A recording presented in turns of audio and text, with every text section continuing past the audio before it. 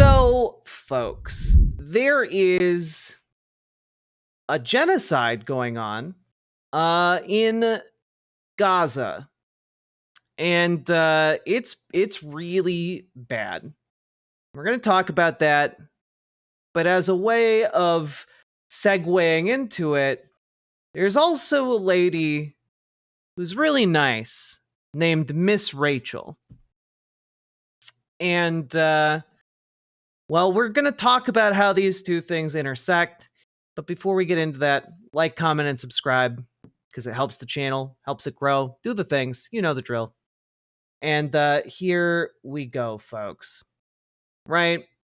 So this lady named Miss Rachel, she runs a YouTube channel where she teaches children about shapes, how to say words, does little songs and stories for them. And basically, she is, like, for all intents and purposes, the Mr. Rogers of the internet generation. She is very beloved by millions of children.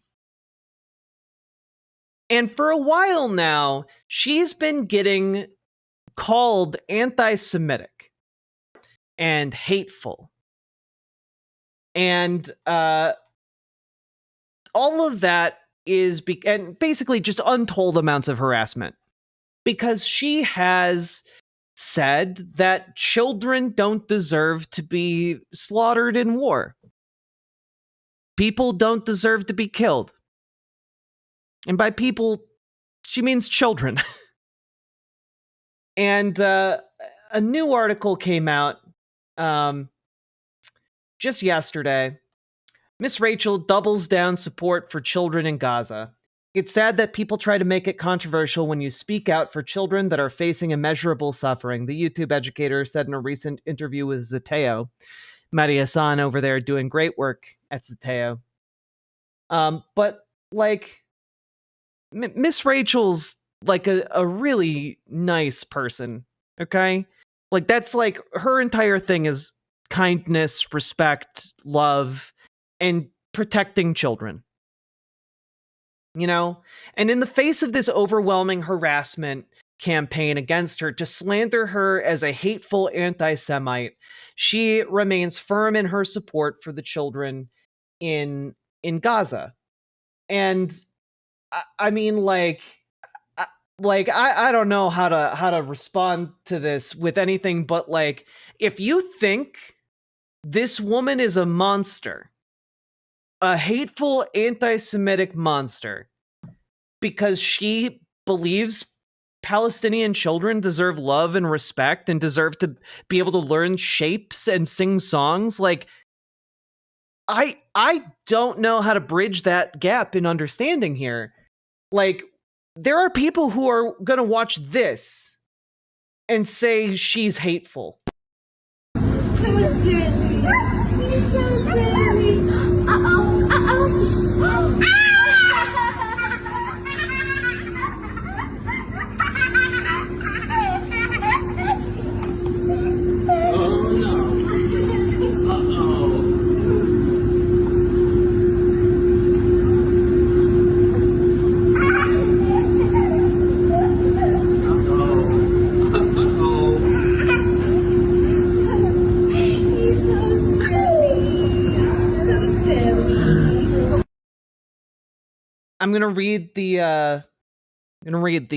I'm gonna try not to tear up, but I guarantee you by the time we finish this segment, I'm gonna be in tears, so apologies.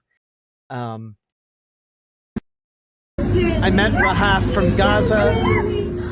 She's a double amputee, who lost her legs in an airstrike. She has the best laugh. She falls a lot, but gets right back up again, ready to play. PCRF was able to facilitate her medical evacuation. They are my heroes.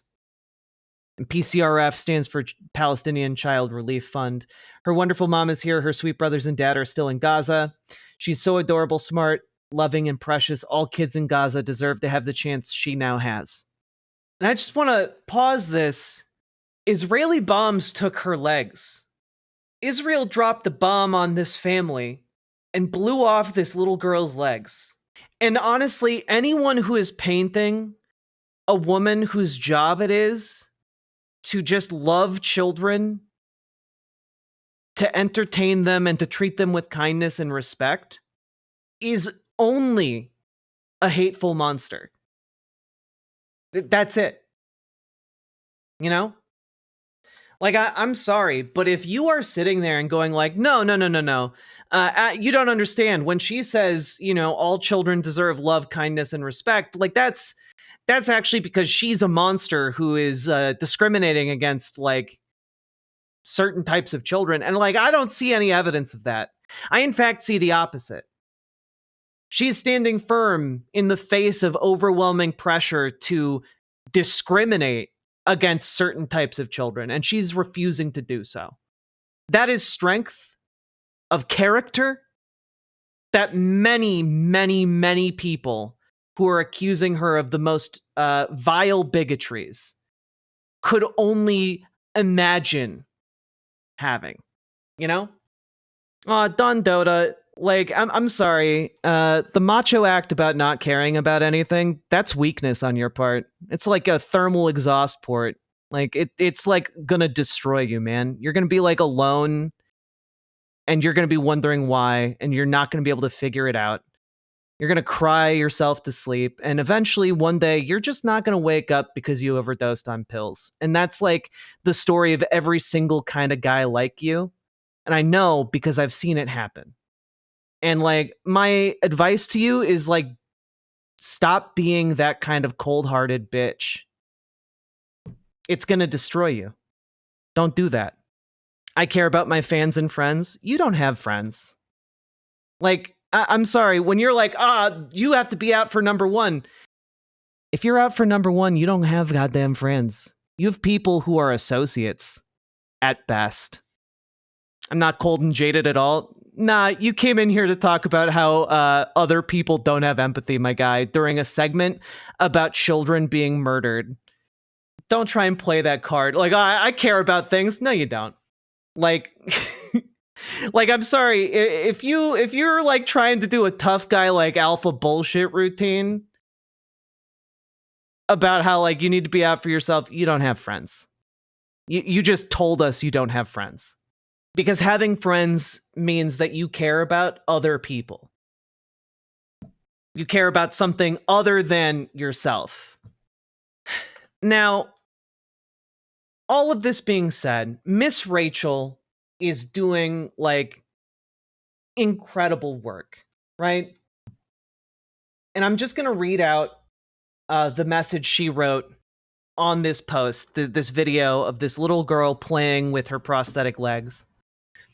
3-year-old Rahaf, who lost both legs in an airstrike, do you see her strength? Can you find the strength in yourself to stand up for kids like her in Gaza who don't have food and medical care right now? Thanks to the PCRF, who facilitated her medical evacuation, she has the chance to thrive now. Unlike the kids in Gaza, she has healthy food, wonderful medical care, and a safe place to live. Her own sweet brothers are in Gaza now with their dad, and Rahaf and her mom don't eat on FaceTime because the brothers have so little food.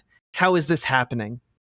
I don't know if I should spot Rahaf during our time together. I didn't know if I should spot Rahaf during our time together because she continuously falls. Her wonderful mom, Isra, and host family assured me that she wants to be independent and runs around on her own. We all know toddlers. They want to do it all by myself. When you hear about the thousands and thousands of children killed in Gaza, do you hear a statistic or think of individual children like precious Rahaf? When you hear about the kids being blocked from aid, do you think about sweet kids like Rahaf becoming malnourished? Trying to make it controversial to speak for these children and staying silent shows that you are saying some children's lives are more important than others. It's based in anti-Palestinian racism. It's not a crime to want the children of Gaza to have food, water, and medical care. Keeping it from them is. Thank you to the countless people who are standing up for these little ones and their wonderful families, who have risked everything because they know what's right and what's wrong, because they know the golden rule, because they know we will look back on this time and they will be proud they were not silent. I want I also want to remind people there is a video of her on the hospital floor in so much pain. There are pictures of her screaming the first time she saw she didn't have legs anymore. We can't just be like, kids are resilient. It's okay. This is not okay. I'm going to link here to the PCRF. I think being compassionate is one of the bravest, most manly things possible.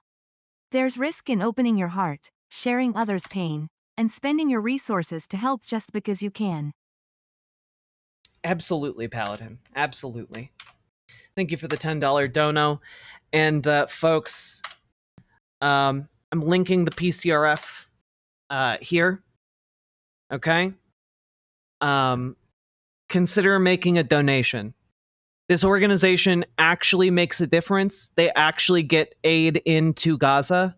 They actually have people on the ground in Gaza who, they have dwindling resources after 60, it's almost, I think it might be 70 days now of all aid being blockaded.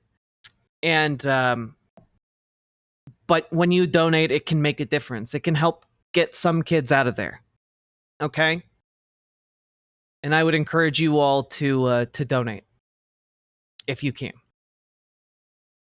And just gonna share a couple more images with you guys here.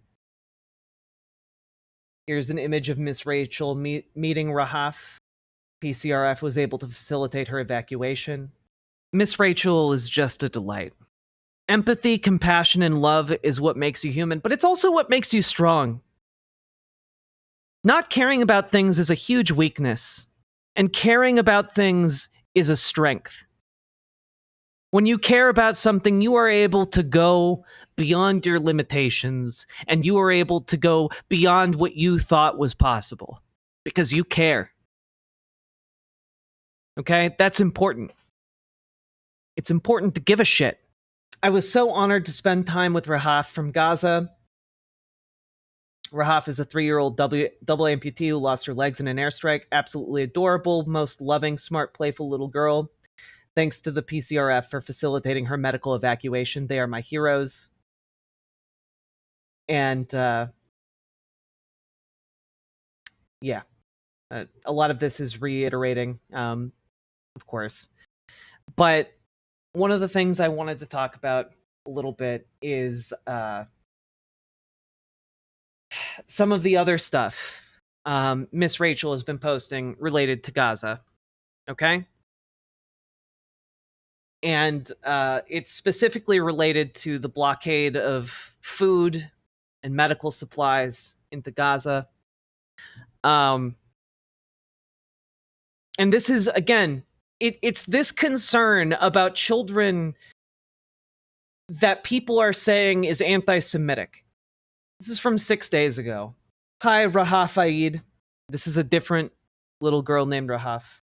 I want you to know that I heard your voice and what you wish for. I am a veteran of 2 wars. I have committed violence. I have compassion, and cry when I see the injustice in the world. Compassion made me better. I hope someday you realize your callousness makes you small. True, Simric, and thank you for the $20 dono. I appreciate that. I want you to know that I heard your voice and what you wish for. You wish you could go back to the way you were. You wish your hair would grow back and that you could comb it. You wish you could go back to school. You wish you could stand again while praying because right now you can only sit. I want you to know that so many people want these things for you. I believe the majority of people want every precious child to live, to thrive, and to grow into happy, healthy adults. I have a little girl and I want everything for you that she has. My friends at the PCRF are working to help you and so many other kids in Gaza get better. They helped a little boy named Fadi who was so malnourished as well. He is better now. I want to tell you there is hope. They're getting food and medical care to you. We are all doing everything in our power to help you. Standing up right now and praying for you because I heard you were unable to stand right now. Maybe other people will stand up and join me in a prayer for you. I hope to meet you one day and hear about your studies. I'm here for you.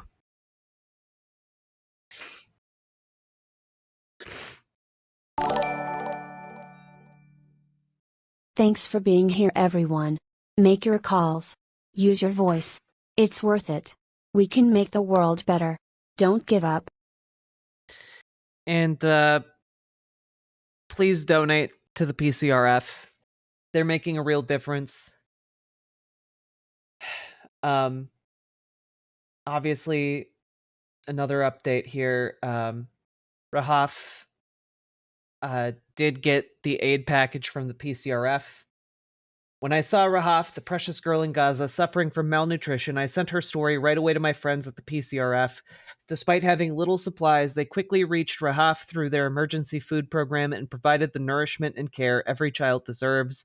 They're my heroes. But Rahaf still needs proper medical care. The PCRF is doing everything they can to evacuate her so she can receive the treatment she urgently needs.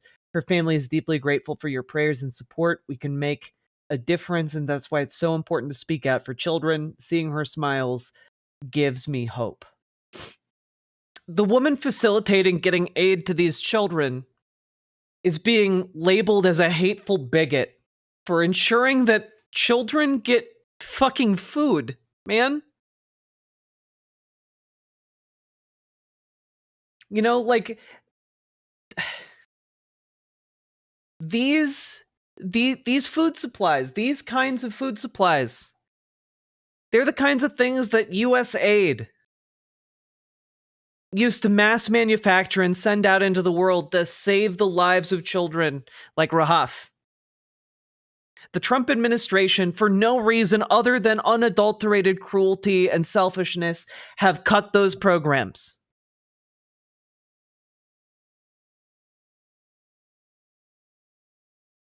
And I just... This is what this lady does. You know? Golden Book. It focuses on something every toddler has: big feelings. I really like this part because Frankie gets mad. He goes to a quiet area. Miss Rachel's like, it's okay to be mad.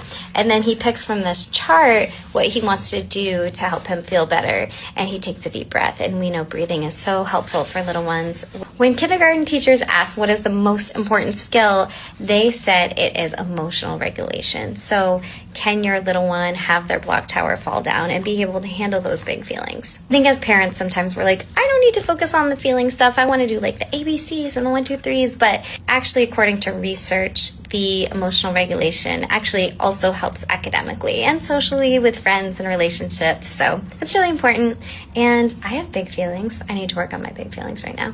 But I'm so excited. This is who people are trying to paint as hateful. And like, we need to talk about some of the wider issues, because it goes far beyond just like, oh man, they're being mean to Miss Rachel. Because you know what? Miss Rachel, she knows how to emotionally regulate. She can handle those big feelings, you know? But like, Miss Rachel alone can't handle like the blockade of aid to Gaza, you know? And I wanted to cover this days ago. Okay, this is from 5 days ago. This is Bernie Sanders. Yeah, it has now been 73 days since aid was allowed into Gaza. 73. Okay? Here's Bernie Sanders talking about the 68-day mark of no aid being allowed into Gaza. About an issue that people all over the world are thinking about, are appalled by, but for some strange reason gets very little discussion here in the nation's capital or in the halls of Congress. And that is the horrific humanitarian disaster that is unfolding in Gaza. Today marks 68 days and counting since any humanitarian aid was allowed into Gaza. For more than 9 weeks, Israel has blocked all supplies: no food, no water, no medicine, and no fuel. Hundreds of truckloads of life-saving supplies are waiting to enter Gaza, sitting just across the border. but are denied entry by Israeli authorities. To add to that, World Food Kitchen, who went in to feed and ran the last active bakery in Gaza, they are now completely out of supplies. There is no ambiguity here. Netanyahu's extremist government talks openly about using humanitarian aid as a weapon. Defense Minister Israel Katz said, quote, Israel's policy is clear. No humanitarian aid will enter Gaza, and blocking this aid is one of the main pressure levers, end of quote.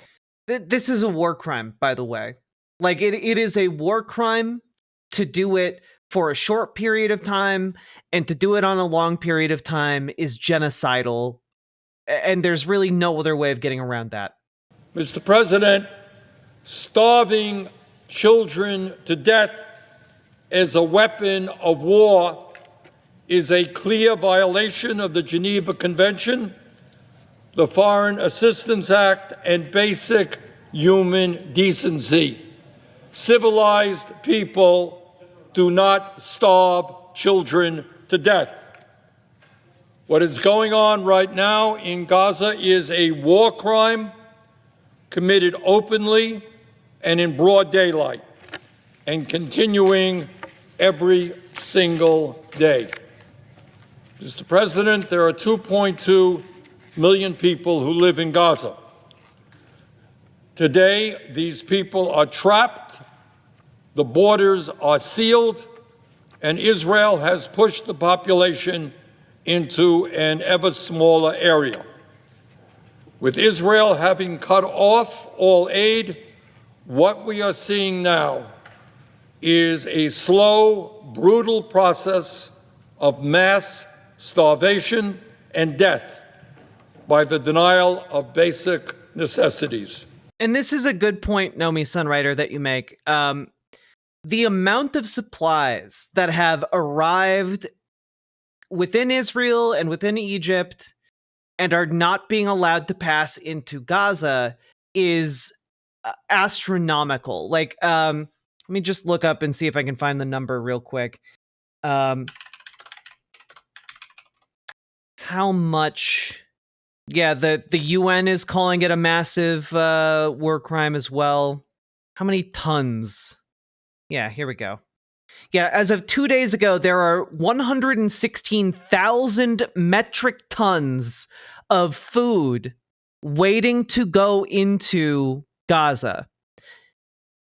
Enough to feed 1 million people for up to 4 months. And it's all sitting right outside of Gaza, being denied entry into Gaza by the Israeli military and a deliberate effort to kill more people in Gaza. That's why you see children emaciated and starving and dying of malnutrition in Gaza. It is a deliberate military effort. It's not because there's a lack of food.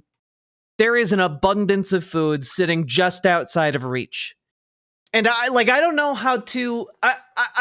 how to talk about this without just saying, like, it is an evil act to deny that food to those starving children. It is evil. It is unambiguously evil in the strongest and harshest possible terms of, and like, I do not believe any person on this planet could see like over 100,000 metric tons of food denied to starving children and view it as anything other than that. It's hateful. This is methodical. It is intentional. It is the stated policy of the Netanyahu government.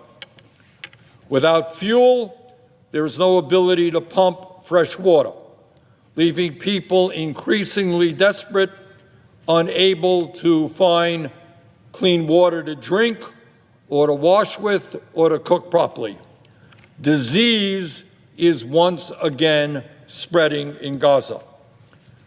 Most of the bakeries... Yeah, exactly, vegan. A lot of people within Israel proper, and I don't have access to the statistics, but I've seen the rhetoric, make the argument that, well, those children are future potential terrorists, so it's okay if they die in the name of national security. Bakeries in Gaza have now shut down, having run out of fuel and flour. The few remaining community kitchens are also shutting down. Most people are now surviving on scarce canned goods, often a single can of beans or some lentils shared between a family once a day. The United Nations reports that more than 2 million people out of a population of 2.2 million face severe food shortages. The starvation hits children the hardest. At least 65,000 children now show symptoms of malnutrition, and dozens have already starved to death. Malnutrition rates increased 80% in March, the last month for which data is available, after Netanyahu began the siege, but the situation has severely deteriorated since then. And the reason it's the last month of data available is because basically all of the data collection mechanisms have now completely and utterly broken down. You know, like that's the situation. Like that, it is a complete and utter breakdown of like any amount of any ability to keep track of data at this point. Welcome, Raiders. UNICEF reported yesterday that, quote, the situation is getting worse every day, end quote, and that they are treating about 10,000 children for severe malnutrition. And severe malnutrition is not something that is cured overnight. This will have a permanent impact on the health and well-being of those kids for the rest of their lives. Yeah, when we're talking about this level of starvation,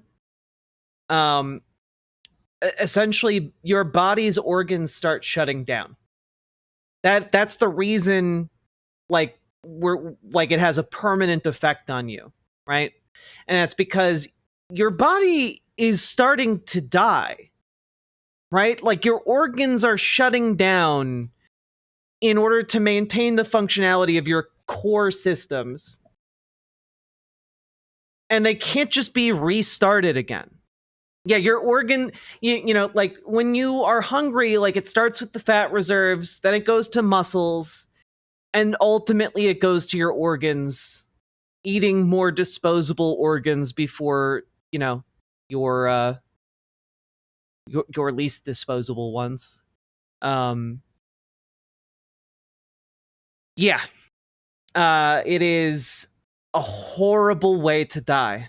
And there are thousands of children currently experiencing that right now.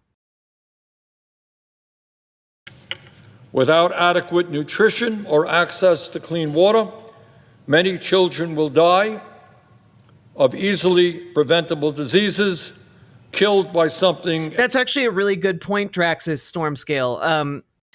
Because your organs begin to shut down, they become incapable of actually eating food.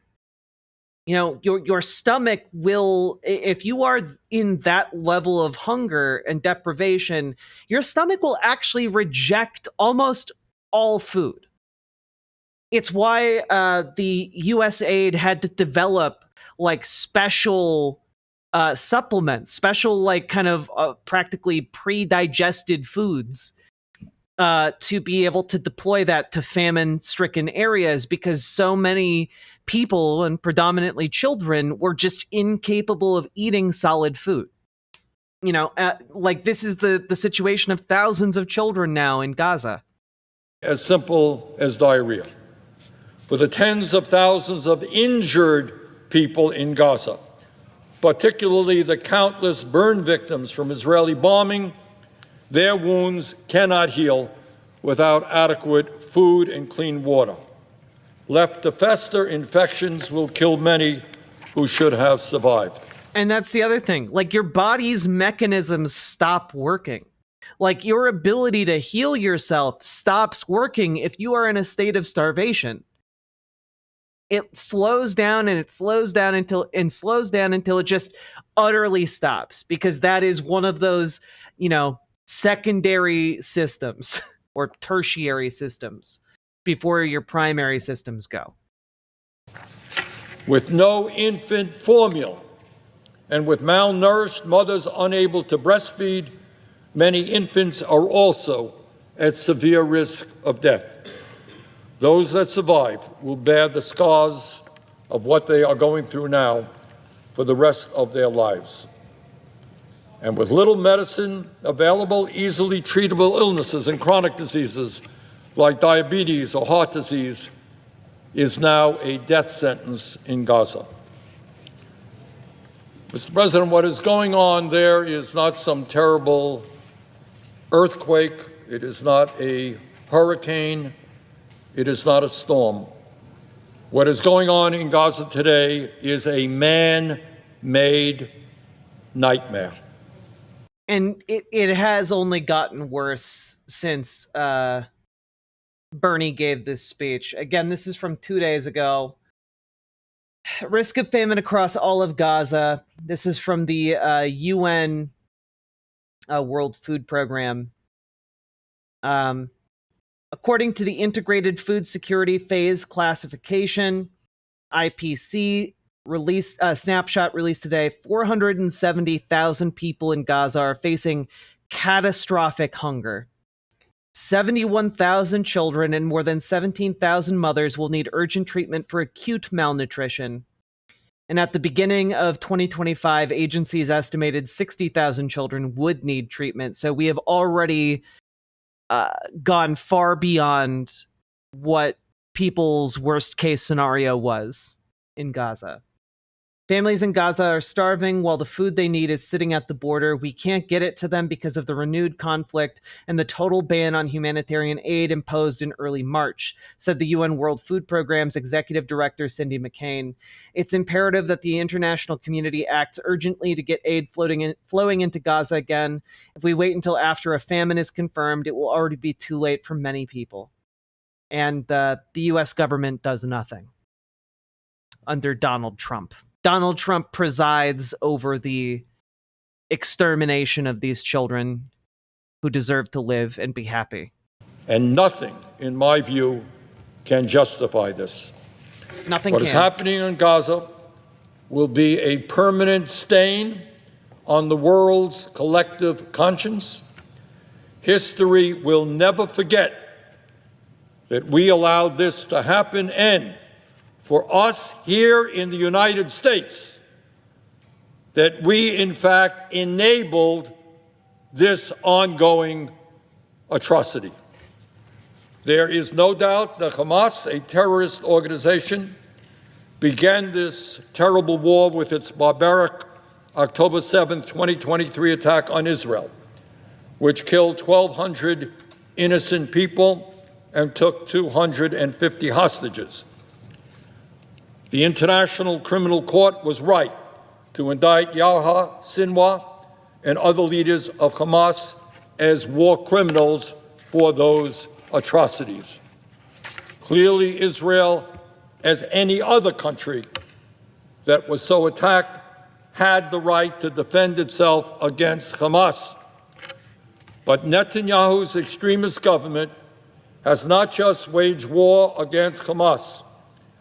Instead, they have waged an all-out barbaric war of annihilation against the Palestinian people.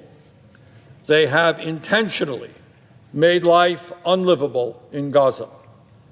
Israel, up to now, has killed more than 52,000 people and injured more than 118,000. What are Trump supporters going to argue? They're going to argue that it's not their problem. That's Israel's war, they'll say. It's not our problem. They wash their hands of it before they even understand what's happening. 60% of whom are women, children, and the elderly. More than 15,000 children in Gaza have been killed.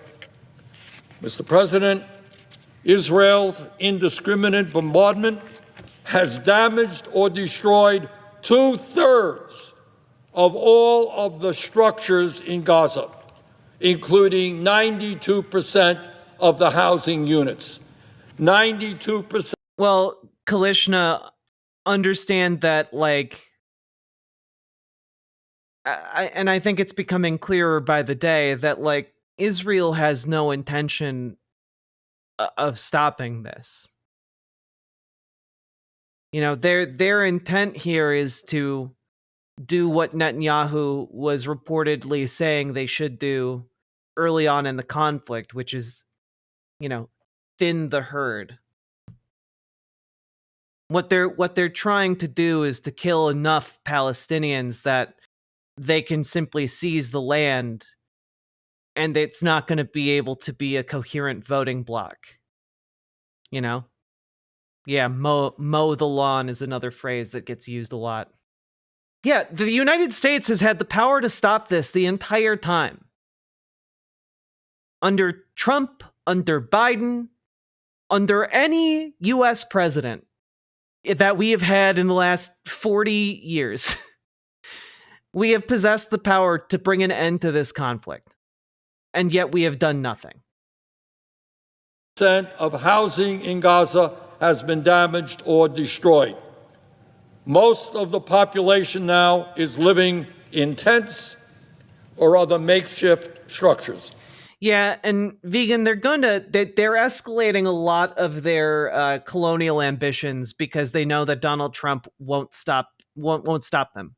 He's not going to step in and use his power to actually stop this conflict. Mr. President, the healthcare system in Gaza has been essentially destroyed.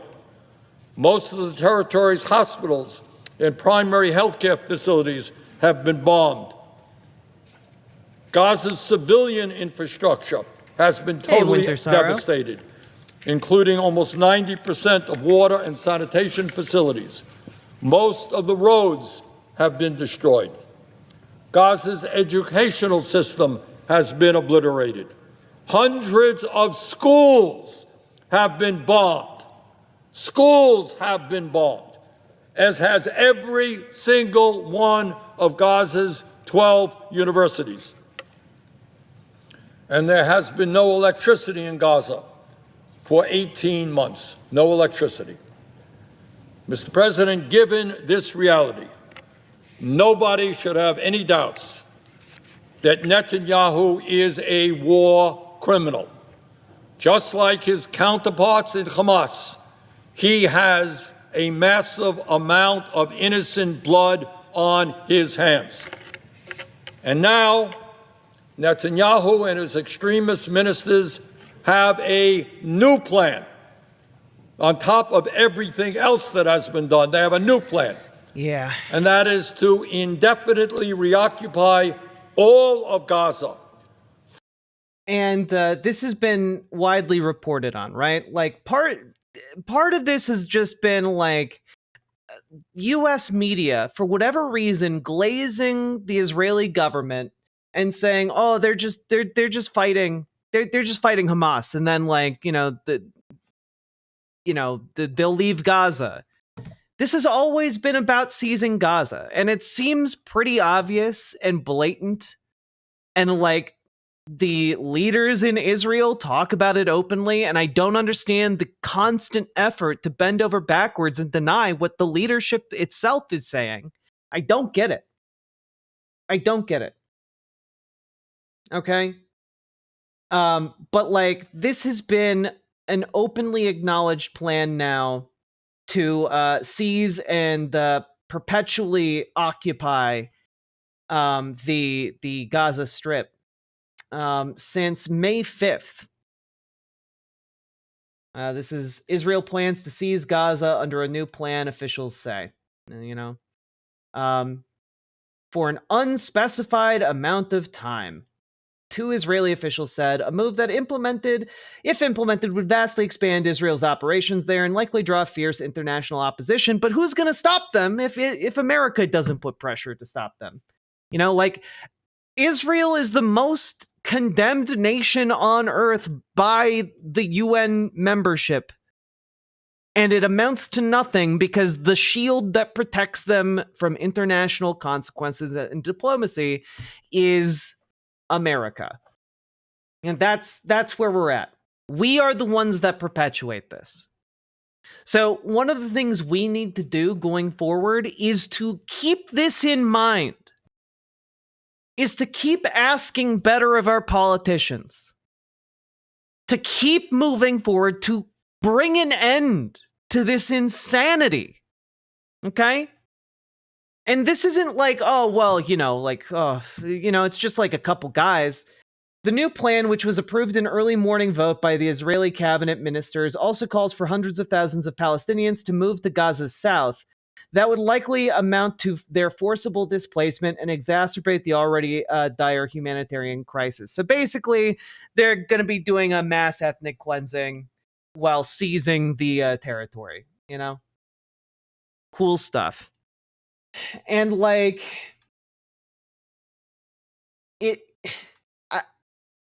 I just don't know. I don't know how to like explain this. Like, I don't know how to like put it into like words. It's been a year. This is from Mondo Weiss. Exterminating Gaza was always Israel's plan, but now it's official. It's been a year since Israel first invaded Rafah and crossed Biden's illusory red line. The Israeli army destroyed the Rafah crossing, isolating Gaza from Egypt and completely cutting it off from the outside world. Israel was free to conduct the mass displacement of Palestinians away from the Egyptian border, but it never admitted to that goal. But now Rafah is no more. And Israel's recently approved plan to reoccupy Gaza indefinitely has made explicit what many have already expected for months, that the ulterior motive of creating permanent military installations and buffer zones in Gaza is to facilitate the mass expulsion of Palestinians. This is ethnic cleansing. Israel's now openly announcing its intentions and publicly advertising ethnic cleansing as voluntary migration. This is, like, I need to really emphasize this for you guys. This is mirroring like all of the steps numerous different groups have taken prior to committing full-on genocide. Like, this has happened before and it's happening again right now. You know? The entire, like, it is an old playbook to basically frame this as, oh, well, we want them to voluntarily migrate, but if they won't, we'll force them to. And, actually, it's pretty expensive and difficult and logistically to, like, forcibly displace people, but, like, what if we just kill them? And, like, ultimately, some ghoul says, yeah, it would be cheaper if we just killed them, and then they start working towards that. And the issue here is that Israel's not letting them leave. So if Israel's not letting them leave, and they're talking about forcing them to leave, but there's no option for them to actually leave, then, and the aid is being denied, then all Israel has to do is wait until all these people die. And it's just sickening. Just last week, Benjamin Netanyahu announced that Israel's main war aim of defeating its enemies superseded the goal of releasing Israeli captives in Gaza, echoing previous statements from his finance minister, Bezalel Smotrich, the so-called hardliner. Understand that when they talk about defeating their enemies, they're talking about, everyone from the elderly in Gaza to the children in Gaza. That's who they consider their enemies. This is why, Netanyahu invoked the name of Amalek, a reference to a biblical story where the Israelites were ordered by God to kill every man, woman, child, and animal in a given territory. The people of Amalek. Do you have any trusted organizing resources? What I have right now is a link to the Palestinian Child Relief Fund. They do actually get aid into Gaza, or, they're sometimes able to get children who have been injured out of Gaza. They have a limited amount of goods, not goods, but like food and supplies available that they are sometimes able to get to children who need them. They are on the ground and doing work in Gaza as we speak, and they bravest people on the planet. Okay? So if you would like to organize around anything, organize around donating directly to these people who are trying to save as many lives as possible. Now, get back to Bernie's speech here. Flatten the few buildings that are still standing and force the entire population of 2.2 million people into a single tiny area where hired U.S. security contractors will distribute rations to the survivors. Israeli officials are quite open about. Also, you might have maybe done a double take when I mentioned that Rafah is gone, when Mondo Weiss talked about that. Rafah is one of the major cities in Gaza, built along the border with Egypt. When they say it's gone, it's gone. Like it is flattened. Like they are trying to kill everybody.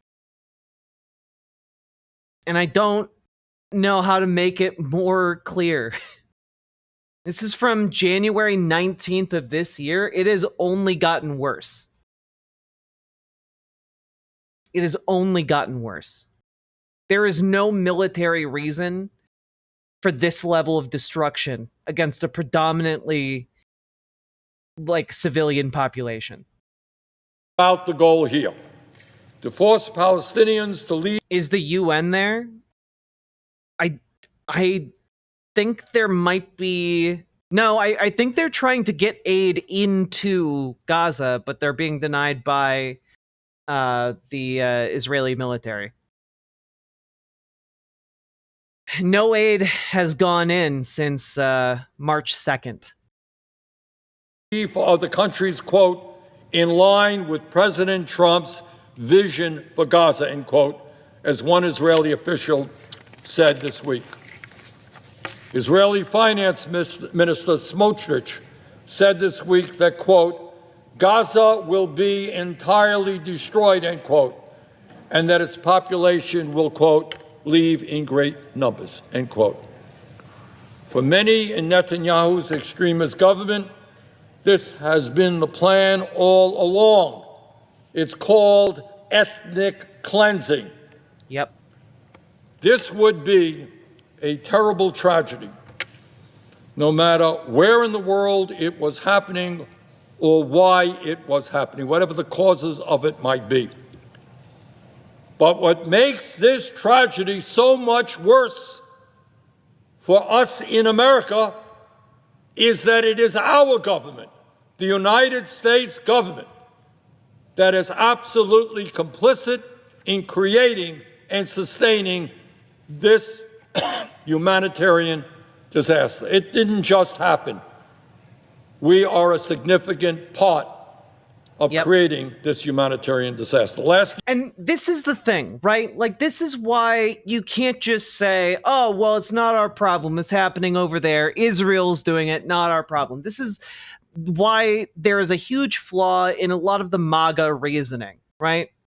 I mean, setting aside like the Christian nationalists who believe it's good that this is happening because they want, a conflict in the Middle East around Israel because they believe that will fulfill end times prophecy and bring about the end of the world and the return of Jesus Christ. Setting those loons aside, you have people who are just like, it's not our problem. It is our problem. We are the ones allowing this to happen. We are the ones perpetuating the conflict. And it's not just like a left and right issue. There are people on the left who believe that it is perfectly fine and acceptable for the United States to perpetuate the mass starvation and destruction of people and children in Gaza. We must defeat those people. We must defeat the forces of apathy that currently strangle both our party as well as the party currently in power. We have to. Year alone, the United States provided $18 billion in military aid to Israel this year. The Trump administration has approved $12 billion more in bombs and weapons. And for months, Trump has $12 billion more in bombs and weapons to fuel the war machine that is being used on children. Remember, half the population of Gaza are under the age of 18. Most of the civilians being caught up in this are children. Has offered blanket support for Netanyahu. More than that, he has repeatedly said that the United States will actually take over. Yeah, again, this exactly, vegan. This is why I am skeptical of Cory Booker trying to position himself as a great fighter against the fascist Trump regime. Cory Booker like votes to send arms to Israel as they're doing this during a blockade of aid going into the country. Like, I don't understand how people in power in this country can be like, yes, you know, they need more arms to enforce the aid blockade that they've put up so that they can continue to starve children. The mental dissonance is enough to, like, I don't know, vibrate us out of existence. Gaza, after the war, that the Palestinian people will be driven, forcibly expelled from their homeland. And the United States will redevelop it into what Trump calls, quote, the Riviera of the Middle East, end quote. A playground for billionaires. Think about it. 2.2 desperate people who have been bombed and starved and driven from their homes are now about to be forcibly expelled from their territory into God knows where, so that Trump and his friends can build a Riviera for the billionaire class. Mr. President, this war... Yeah, they want to turn it into a godforsaken AI resort. They put out like a weird AI ad about like how great a Donald Trump Gaza resort would be. Unconscionable. Has killed or injured more than 170,000 people in Gaza. It has cost American taxpayers well over $20 billion in the last year. And right now, as we speak, thousands of children are starving to death. And the U.S. president is actively encouraging the ethnic cleansing of over 2 million people. Now, given that reality, one might think that there would be a vigorous discussion right here in the Senate. Do we really want to spend billions of taxpayer dollars starving children in Gaza? No. A real vigorous Fuck debate. no. I want to hear why that is a good use. We have people sleeping out on the streets of America 2 blocks from the nation's capital. You tell me why spending billions of dollars to support Netanyahu's war and starving children is a good idea. I'd love to hear it. But, Mr. President, we are not having that debate. And let me suggest to you why I think we are not having that debate. And that is because we have a corrupt campaign finance system that allows organizations like AIPAC to set the agenda here in Washington with regard to what happens in the Middle East. In the last election cycle, AIPAC's PAC and Super PAC spent nearly $127 million combined on campaign contributions. And the fact is that if you are a member of Congress and you vote against Netanyahu's war in Gaza, AIPAC is there to punish you with millions of dollars in advertisements to see that you get defeated. One might think that in a democracy there would be a vigorous debate on an issue of such consequence. And there really should be. There really should be so many cowards in the Democratic Party unable to stand for what is right. So many cowards. And we need to get rid of them. We need to primary them. We need to get them out by doing whatever we can. Supporting primaries, primarying them ourselves if we have to. We cannot have people complicit with a genocide as our leaders. It's simply unacceptable.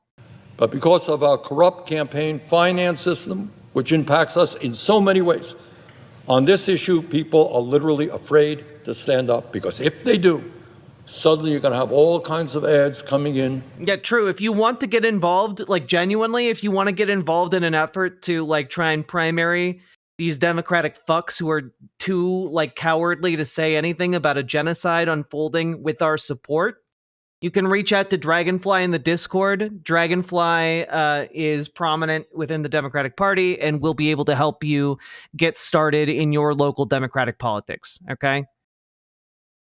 You can, in fact, get these motherfuckers out of office. Join the Discord, reach out to Dragonfly. To your district to defeat you.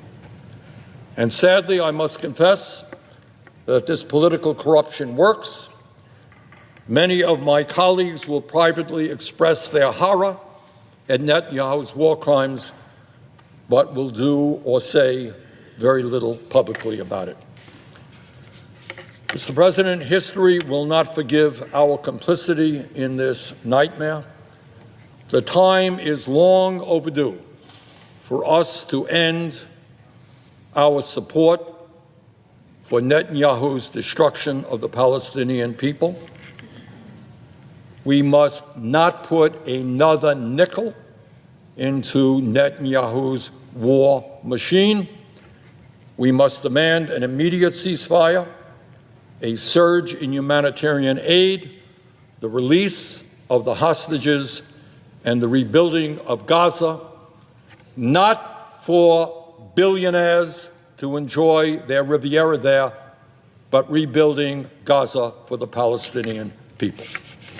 With that, Mr. President, I yield the floor. Senator from Ohio. And so much of this is on Biden as well. That report came out that and the Israeli officials bragged publicly about how Biden never asked them for a ceasefire. Never pressured them for anything. So much of this is on Joe Biden. So much of it is on Joe Biden.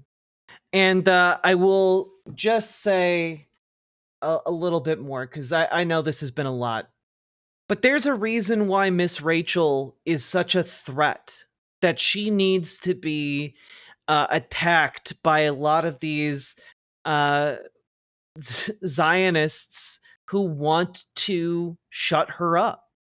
There's a reason why they are desperate to do that, because their dedication here is to a project of ethnic cleansing and genocide. It is to retake the entirety of what they view is theirs by right of history. And it is a threat to that project to view the people who are currently living there under terror and threat as human beings. Okay?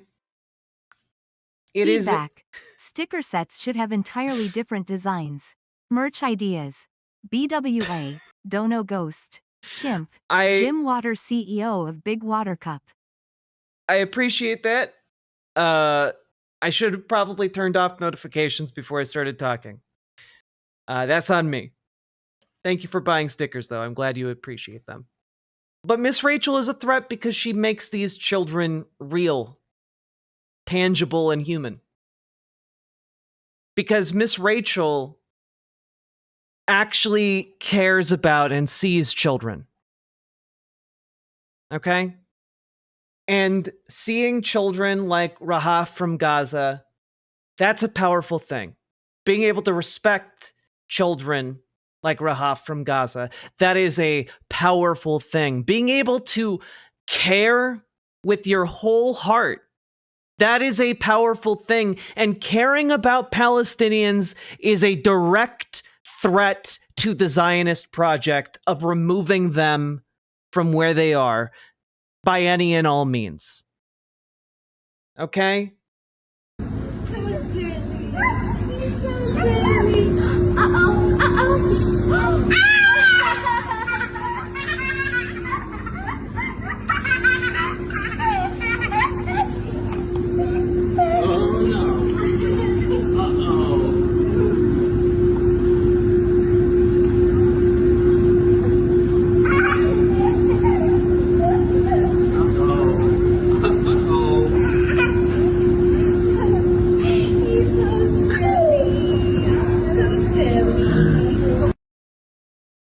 The laughter and love of a child is more powerful than anything Zionists can bring to bear. It's why they treat it as such a threat. Donate to the PCRF. I've posted links in all of the chats. It's important. Do it. And make sure everyone in your life knows what is happening in Gaza.